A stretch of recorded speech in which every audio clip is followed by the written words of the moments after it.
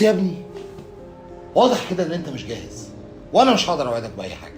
نبقى ان شاء الله كده نتكلم مره تانية اما ظروفك تتحسن. انا حاسس ان احنا اترفضنا. انت اترفضت لوحدك، انا مالي؟ انت مجرجرني وراك. معلش سؤال بس يا حاج بسكويت، اصلك قلت له تعالى اما الدنيا تبقى تتحسن. يجي لك في الربيع ولا في شم النسيم ولا امتى؟ شغل لنا يا اخي مروحه حتى، ده احنا بص عاملين زي اللي نشوفوا بالبطاطس، الدنيا ملزق كلنا اهو. انت الكسبان يا ابني، ده عيله ما يعلم بنا ربنا. نورتونا والله.